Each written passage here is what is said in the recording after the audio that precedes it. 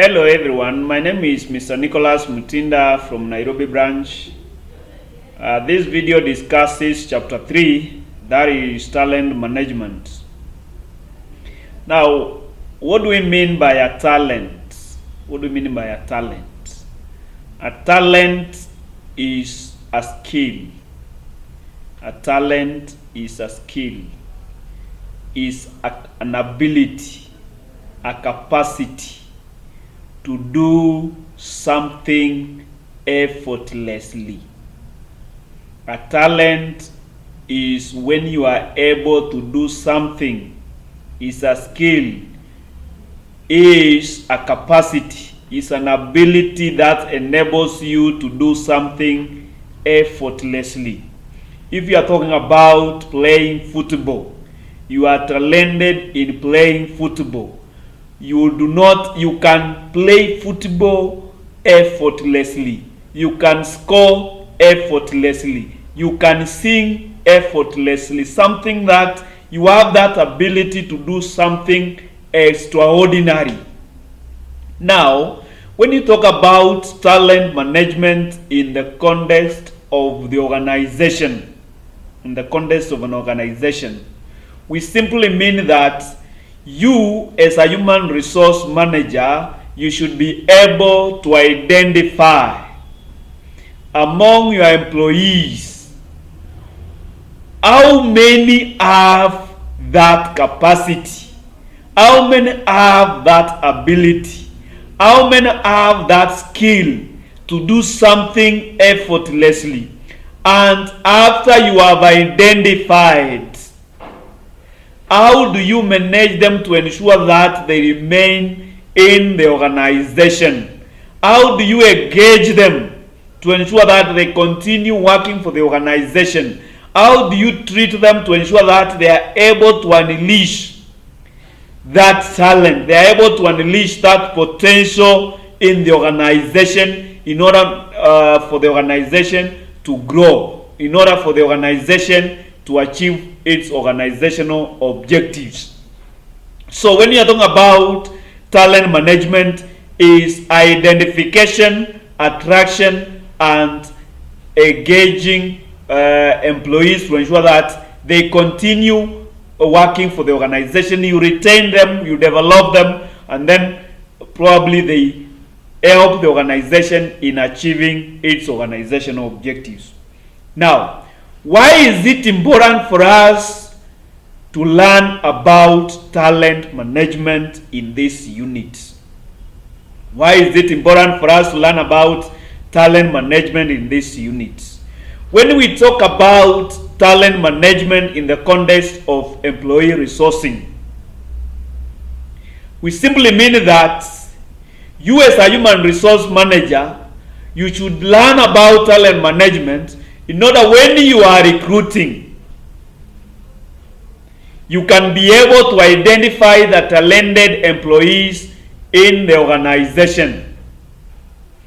When probably you are trying to attract, you can be able to identify talent in your rivals, in your competitors outside the organization, and attract them into the organization. And then now, after you have attracted them, you retain them, because they are a critical part in ensuring that you are able to achieve the organizational objectives.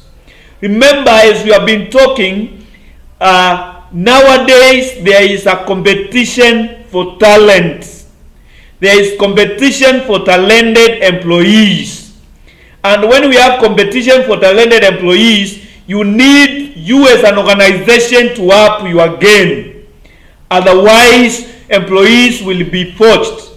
Talented employees will be poached from your organization and then leave to rival organization, and they will be able to outnumber. They will be able to outrun. They will be able to perform better than you. And these are things you have seen, especially in the media. You have seen that Citizen TV is poaching talented employees from other TV stations. You have seen Jeff Koinange poached from KTN. You have seen Trevor Binja poached from NTV. You have seen Yvonne Okwara poached from KTN. You have seen talented employees are coming, talented journalists are being poached from rival TV stations, and they are joining Citizen TV, they are joining Royal Media stations, because Royal Media has an appetite for talent. It knows how to manage its talent. It knows how to attract and retain them. And that's why we are saying you need, for you as a human resource manager, to learn about talent management in order for you to be able to get the skill to know how to attract, to know how to retain, and how to reward those talented employees in your organization, whether they are within the organization or outside. If they are outside, you identify, you attract, and retain them. If they are already working in the organization, you identify them, you retain them, and you develop them in order to ensure that they remain working for the organization. Now, we are going to start, and we are going to start with the 6.1.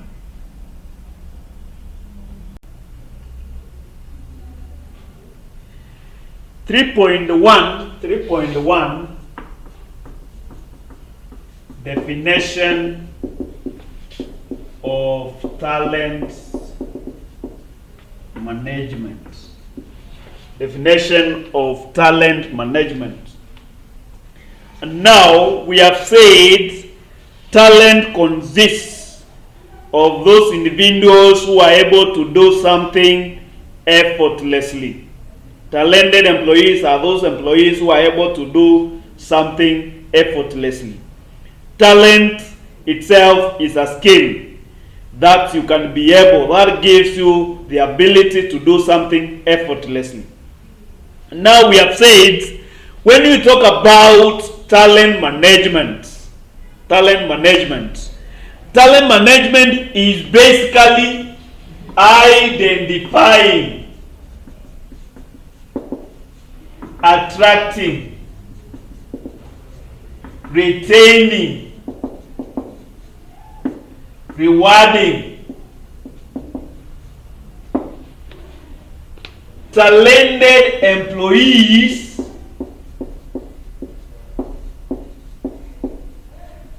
in order to ensure that they are able to use their talents in achieving the organizational objectives of the organization. Talent management is the identification, attraction, engagement, and development of talented employees in order to ensure that they are able to utilize their full potential for the betterment of the organization.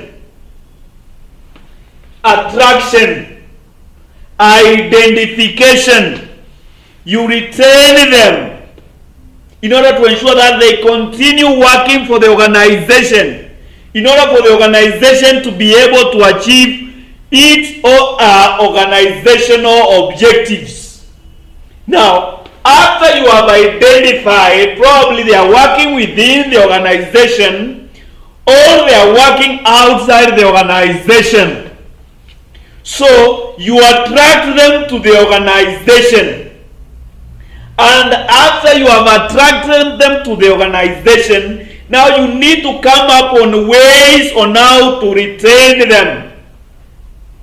And after they have retained them, you need to develop them in order to ensure that they are able to actualize their full potential for the betterment of the organization. That is what we mean by talent management. And I'm saying you have seen this especially in the media. Or probably you have seen this especially in the media. You have also seen this in the Europe, especially in those football clubs.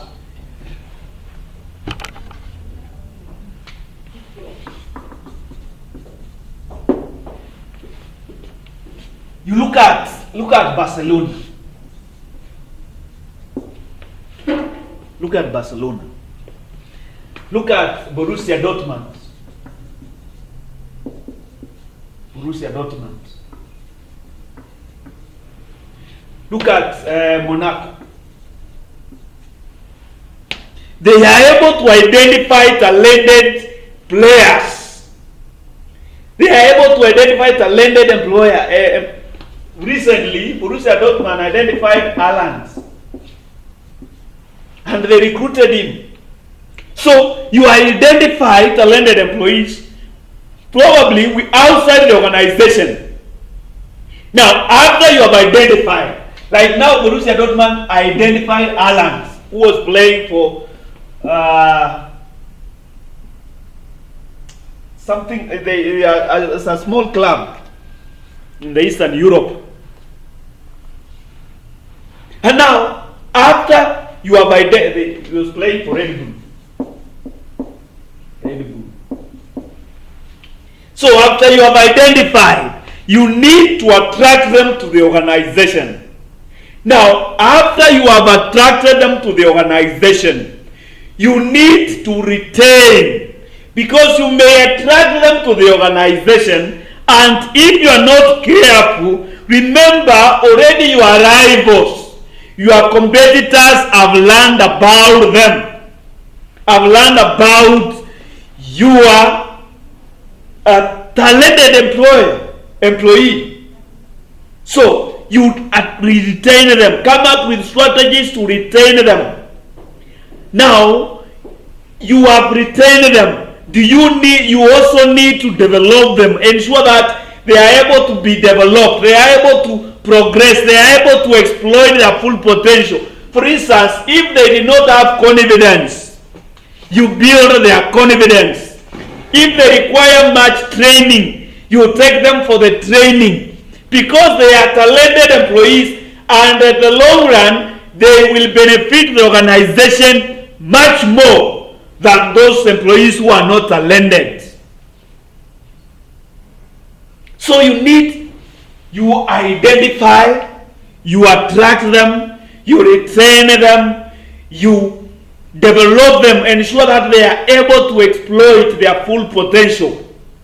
And then now, lastly, you reward them for the better, for the good work they are doing. And after you have done all that, that is what we are calling talent management. Talent management. And it is very critical in the modern world. It is very critical. Remember, we are talking about employee resourcing. And we said you require the right quantity and the right quality of employees. And these are things you have seen. These are things you have seen. Probably look at the impact of Messi on Barcelona. Because teams play to score, and scoring you need for you to win games. And now here is a player like Messi,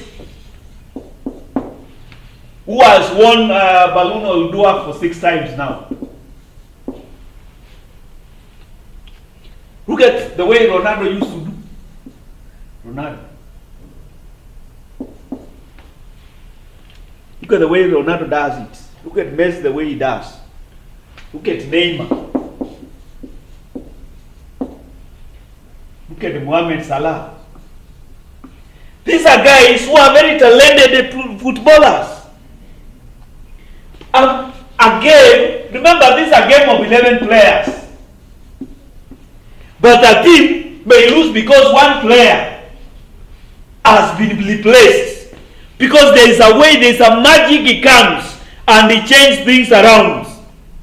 You have seen this, especially these are in football. Look at now in the organizational setup. This is a department which has been performing very poorly. When the departments are being assessed, it is the worst performing department. And then somebody joins the organization, probably as a junior staff or probably as a manager or a section head. And then within some time, you find the department has been turned around. There's a magic he employs. An organization has been doing bad, but then a new manager comes in, and then within a very short time, without changing the procedures, without changing the employees, he works with the same people, with the same resources, and now the organization is able to better. The organization is able to perform quite well. A good example. Let me give you a good example. Still in the Bayern Munich.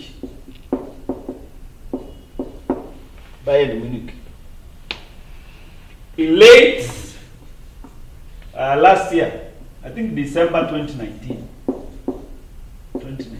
they sacked their coach. And after they sacked their coach, a new coach, I think Flick, came in. They were trailing by, if not 13, it's 12 points. Since then, they have been able to win all their games.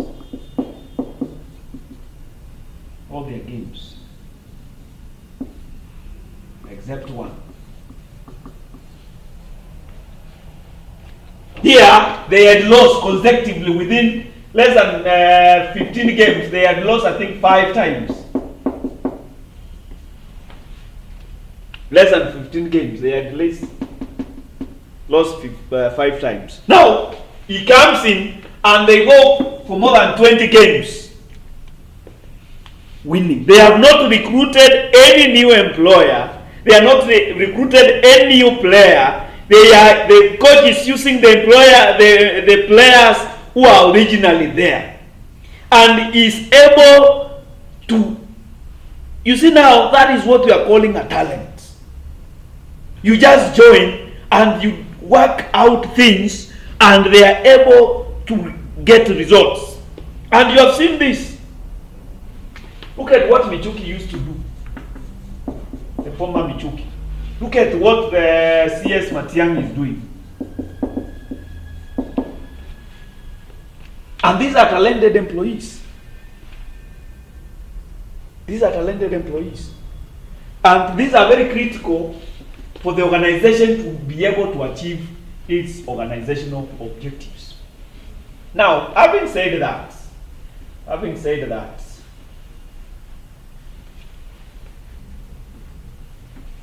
we can move to 3.2. 3.2. Elements of talent management. Elements of talent management, and number 1 is attraction. So, how do you attract? Because you can't be talking about talent management if you can't attract. So you need to know, how do you attract talented employees? How are you able to attract? And you attract employees based on the employer branding.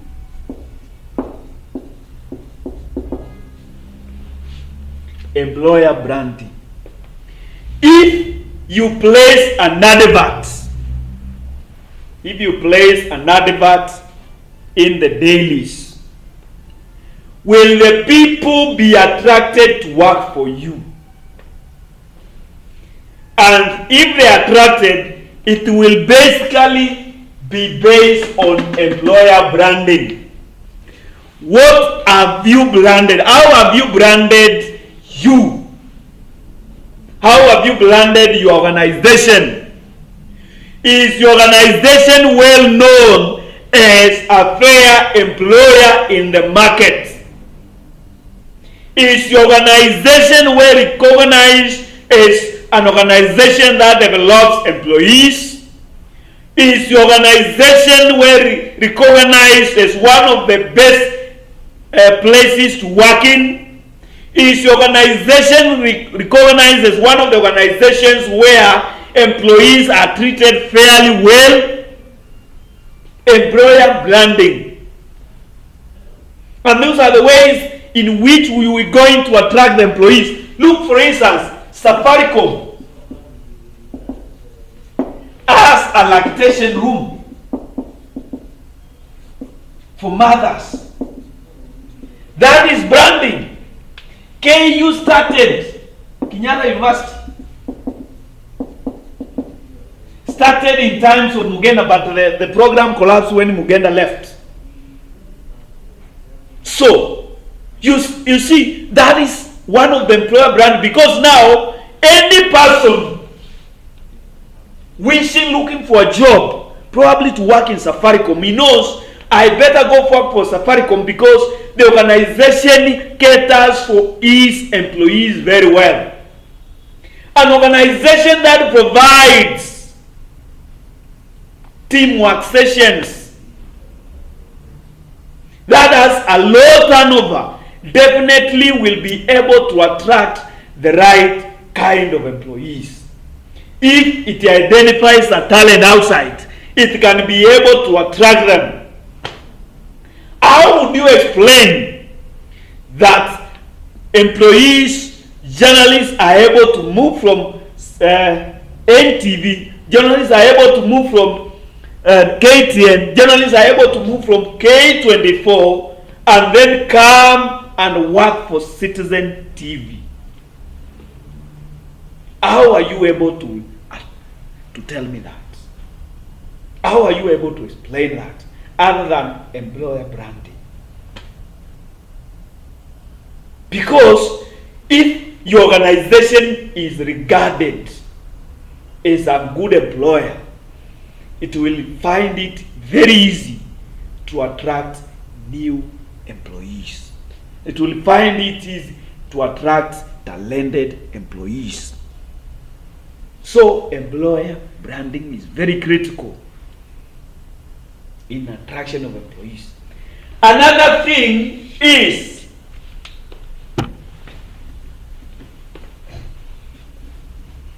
developing talents from within the organization.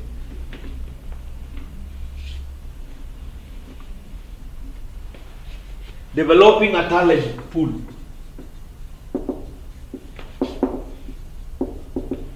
A talent pool within the organization.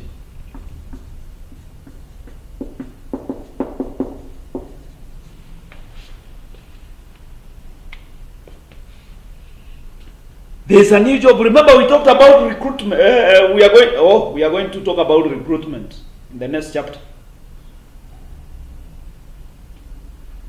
We have what we call internal recruitment and external recruitment. So, do you have a talent pool? Are you developing a talent pool within the organization? What happens? Because now, remember, you are trying to attract them, and when, as we are going to look at, you find that you can be able to develop talent within the organization, and that is one of the ways you attract.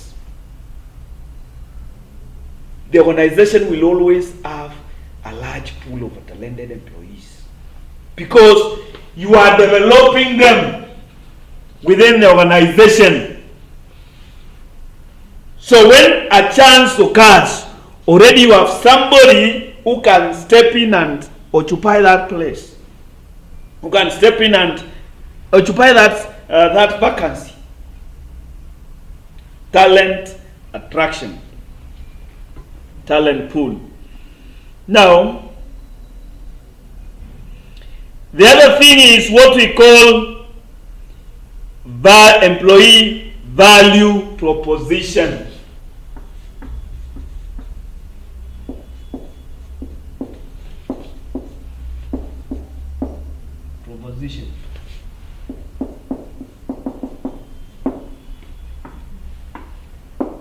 about employer branding. And when you're talking about employee value proposition is, if an employee joins your organization, in 5 years' time, will his value as added, will he have added his value? What are the development opportunities for that employee?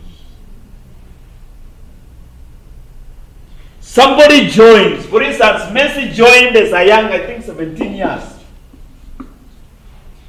Neymar joined Barcelona at 17 years.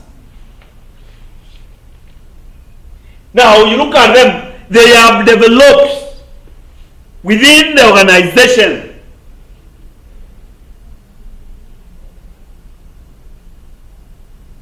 Employee value proposition. What am I adding? What you as an employer, what are you adding to this talented employee? Are you able to develop him? Are you able to develop her to become a better employee? So you need to show that. Look at the journalists. They join, and then within some time they are able to better their skills, they are able to learn more, they are able to develop more to ensure that they are becoming better and better and better, day after day out, day in, day out. They are becoming better because their value proposition is increasing. Their value proposition is increasing.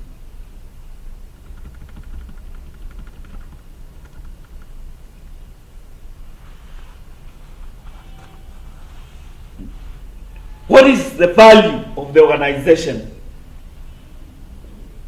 What are the turnover rates? What is the value am I adding to the organization? Because nobody will want to join a shrinking organization. Everybody will want to join an organization that is going up. And we have seen this, especially in those Europe clubs. Here is a talented player. And then he looks at, he wants to join a club. And they always want to win leagues. They always want to win titles. So they always look, for me, before I join that organization, before I join that club, what are the prospects of me winning a title with that club? What are the prospects? Because nobody will want to join an organization that is sinking. Nobody will want to join a club that is not able to win trophies. Nobody will want to win a club that is not able to play in the Champions League. They always look at value proposition. Employee, we are talking about employee value proposition. Now we are talking about employer value proposition. What is the value of the club in the market? How is it doing? What is its strategic objectives? Looking at the club, is it going down or is it going up? Is it improving? How is it performing? Definitely will not want to join an organization that probably will be declared bankrupt within a very short time. And that is what we are calling what? Attraction, employer value proposition. And it is very key in attracting employees, talented employees. Now, the other one is, the second one of element is what we call employee retention. Employee retention. Now you have attracted the talented employees. How do you retain them? How do you retain them? How do you retain them? And for you to retain talented employees. Number one, training and development opportunities. Provide training and development opportunities to them. Are they able to grow within the organization? If they are able to grow within the organization, probably they will not want to leave the organization because they are growing. Somebody is a talented an accountant and he joins as an accounts clerk. Is he able to become the accountant? Look at this. The highest paid MD, I think is James Moria of Sendam. He joined the organization as a finance intern. He has gone up the ranks to become the MD of the organization. He's the highest paid MD, getting 16 million a month. This means he's being paid over 500,000 every day.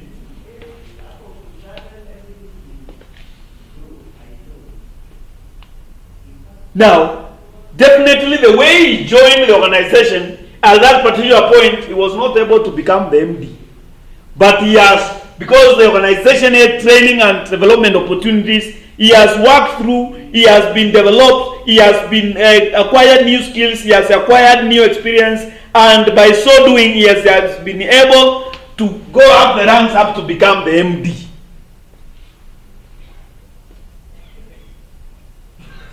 And those are the things we are talking about. And remember, if there are no training opportunities, employees will want to, because they know employee, no matter how talented he is, he would want to remain in the same job group for years. Employees who are acquiring new skills, who are developing their career, definitely will want an organization that is able to develop them. So, is the organization offering training and development opportunities? Now, is your organization rewarding your employees?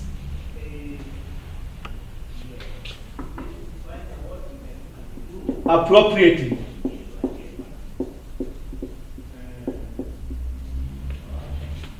Is your organization appreciating employees? How are the policies on employees? Because you find that where employees are appreciated, where employees are respected, they always feel valued to the organization, and they would want to remain working for that organization. Appreciation may not be in terms of monetary. It might be probably you're working very well, so they appreciate you, probably giving you a gift.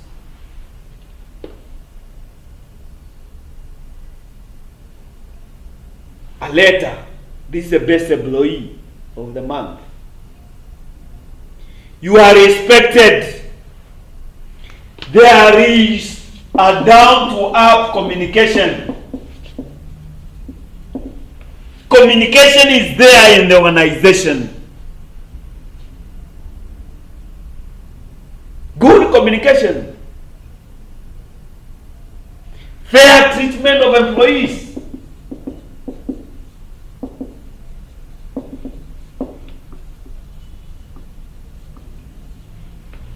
An employee has done a mistake. How does the organization solve that?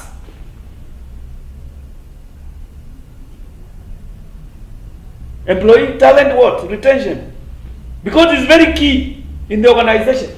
So if an employee has gone, probably has done something, or something he did something and it failed, it backfired, how do you treat that employee? How do you solve that problem? Is there a good communication? Are employees able to give their ideas? Are employees able to give their opinions? Is there up, down, up communication? Does the manager, does the organization embrace all the open door policy? What are the policies within the organization? Do people go for leave? Do people go for vacations? What are the bonus? Employee retention, and those are, you find these are the measures that will enable employees to continue working within the organization. To continue working within the organization. All right.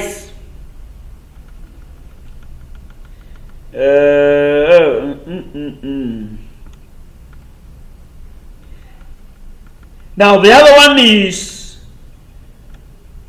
reward strategy. Reward strategy. Reward strategy as an element of employee retention.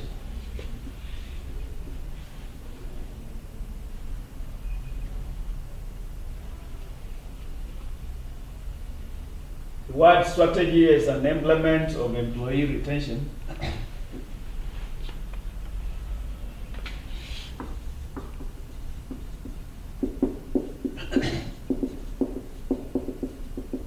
So what is the strategy of the organization in terms of rewarding employees?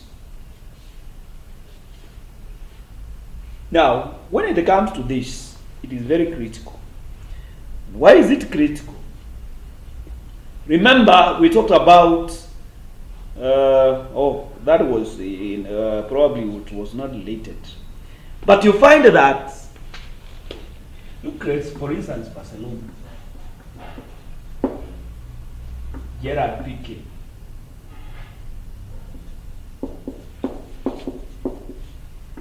Basicals. Luis Suarez.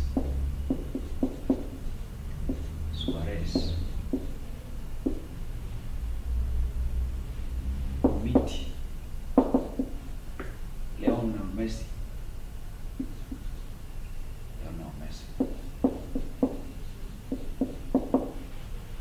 Now, these are a few players of Barcelona. So, do you think these guys are paid the same? Umutiti. Do you think these guys are paid the same? The Frank. What is this game? Do you think these guys are paid the same?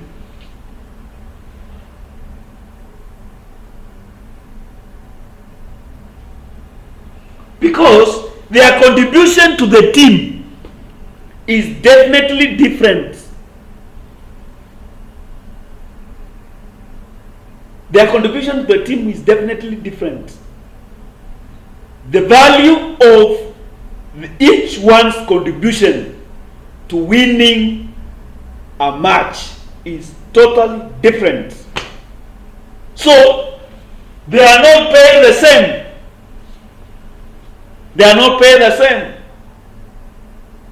And that's why we are saying develop a strategy whereby you can be fair to each employee. You develop a reward strategy where you can be fair to each employee, where you can consider each one's talents and each one's contribution to the betterment of the organization. So, you are fair. Number one, you are fair. All of them, probably, all of them, the 7 we have listed, you be fair to them. They be fair to each. Consider talents. Consider contribution to success of the organization.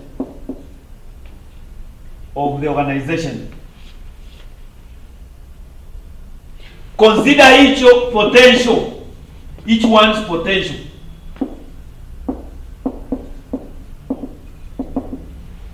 Consider each one's potential.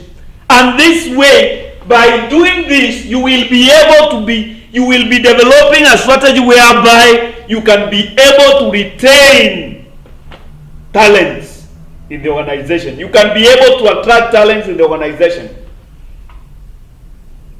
Because each one of them requires a fair treatment, to be paid fairly well, to be appreciated monetarily well.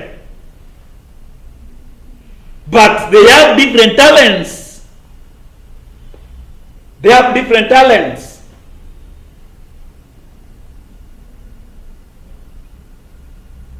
Consider that.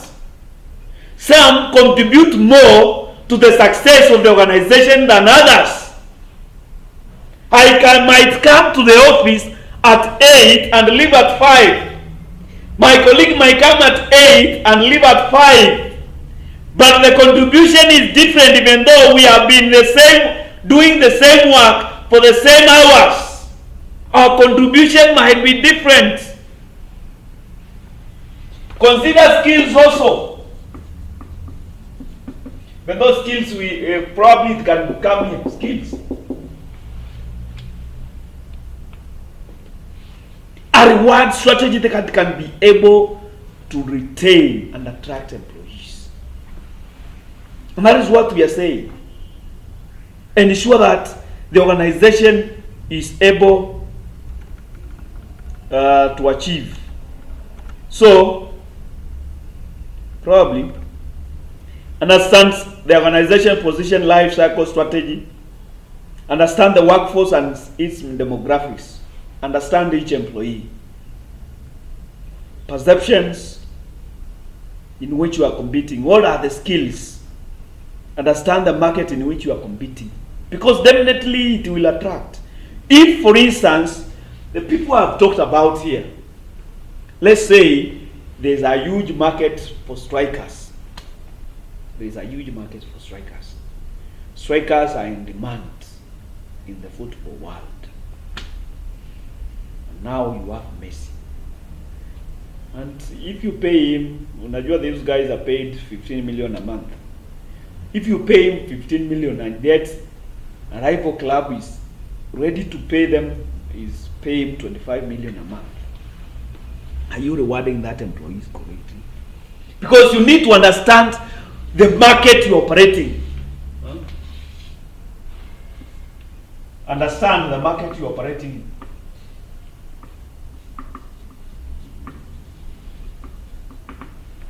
Understand the market you're operating in.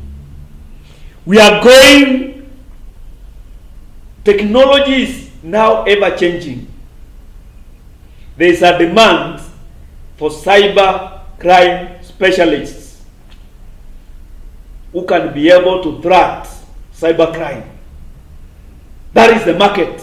So you get somebody who is specialized in cyber crime, who can be able to stop cyber crime from your organization. You need to pay them well, because now they are outside, their talent, their skills are in high demand. And that's why we are saying, understand the market you're working in.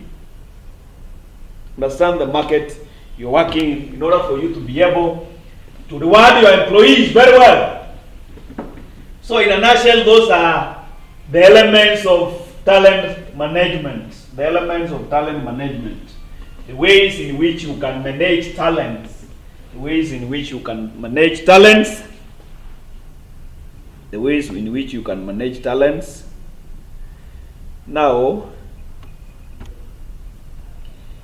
3.3 approaches to talent management.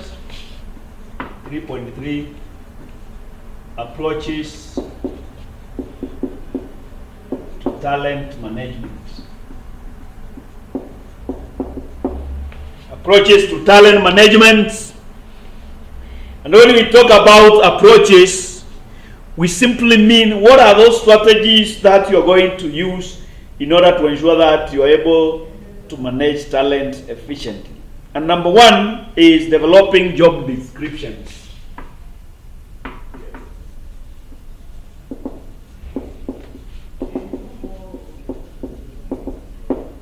Job descriptions.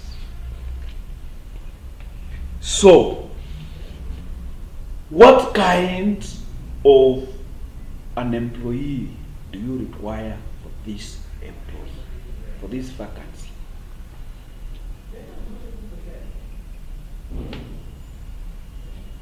What job descriptions, what job requirements, what are the duties and responsibilities for this person, for this vacancy?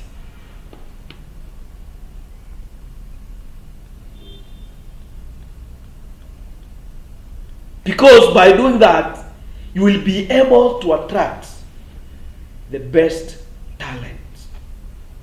Look at the way, for instance, we still go to clubs in Europe. And you see Liverpool won the Premier League for more than in that years, the first time in that years. Now, when it comes to here, in those, especially those football clubs, you will see them, they develop a job description of the talent they require. And they are very specific in what they do, they go to look for in the market. And those managers or coaches who have not been able to do this precisely or correctly, definitely you have seen them being sacked by the clubs.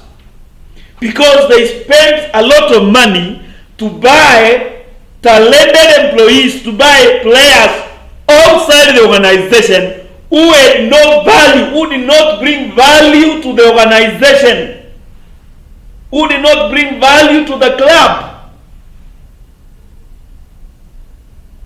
So do you want a striker? You want a striker. What kind of strike? I need somebody who can be able to do headers. I need somebody who can be able to kusoma game, to understand the game, to rejuvenate the game, who can be able to, with precision, who has shooting skills. And these are things that you find, for instance, when you talk about Klopp, he has been good in this because he identifies. And that's why you find every player he buys, he already fits in the game. He already fits in his game. He already fits in his plans. Because he identifies, he does a job description. We require an holding midfielder, an attacking midfielder who can be able to attack, who can be able to hold the midfield. That is what we require. Job description. Develop correct job description. Because you can't do. Because which kind of talent are you going to look outside the organization? Which kind of talent do you require if you don't know their job descriptions?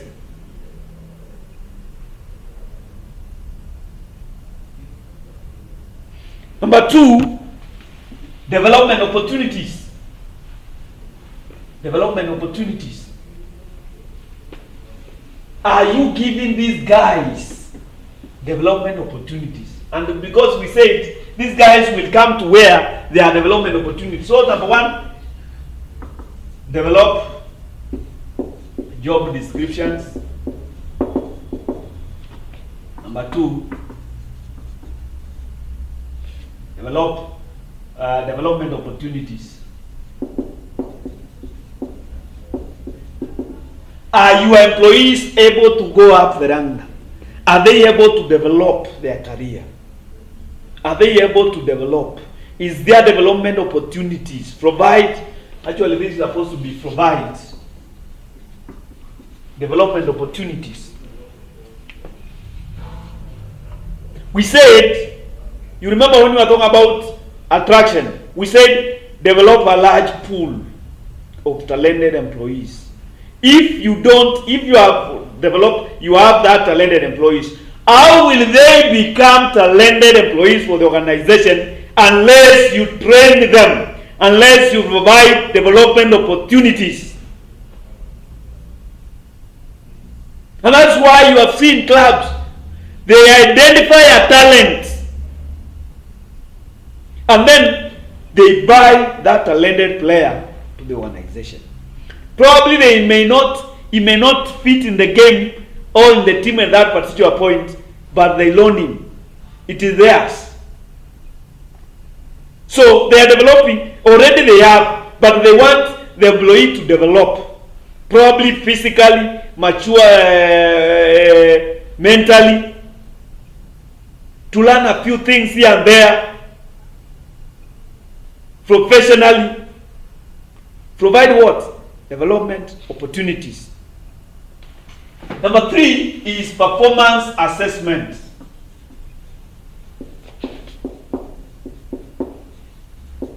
Are you doing performance assessments?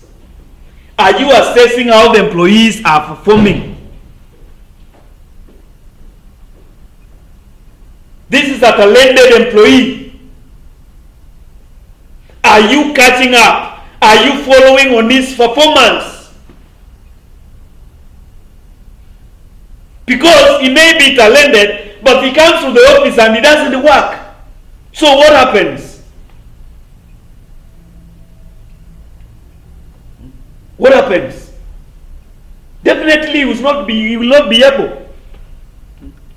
He will not bring. Remember we said you are trying to ensure that they work, they exploit their potential for the betterment of the organization. They exploit their potential in order for the organization to achieve its organization objectives. So if the employees are there, they are talented and their performance is not being checked, how will they be able to help the organization in the first place?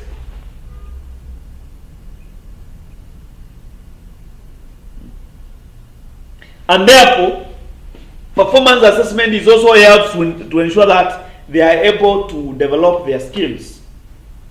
They are able to develop their skills. All right. Then the other one is selection process. Selection process. And remember, when you are talking about selection process, you will place an advert, and then several employees, potential employees, apply, or show interest in joining the organization.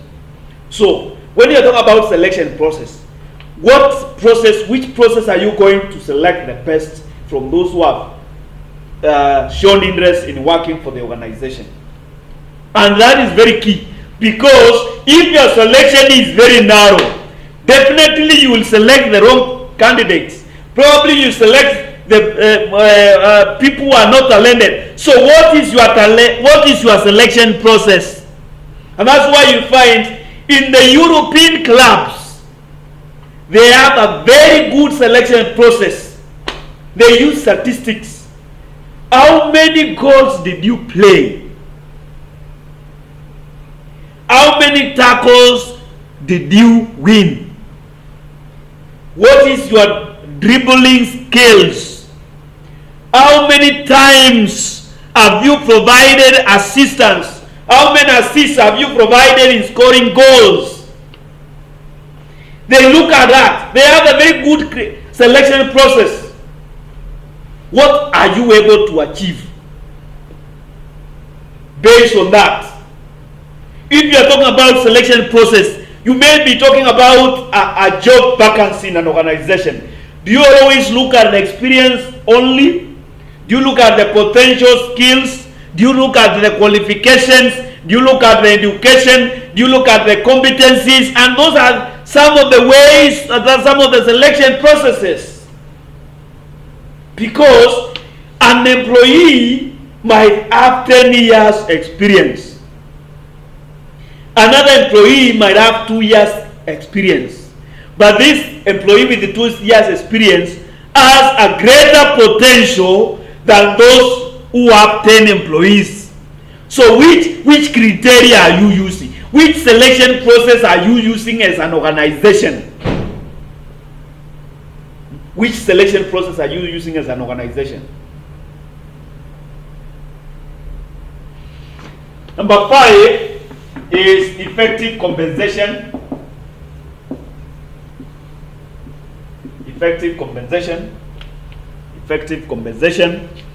And we have talked about reward, so I will not dwell much on that. But when we are talking about effective compensation, we simply mean to ensure that employees are effectively compensated for their efforts. They are effectively compensated for their talents. They are effectively compensated for their contribution to the success of the organization. Your compensation is effective. Your compensation is effective. And when we talk about compensation, we are talking about those bonuses, those payments, the salaries, the appreciations. It must be effective. It must be effective. It must be effective.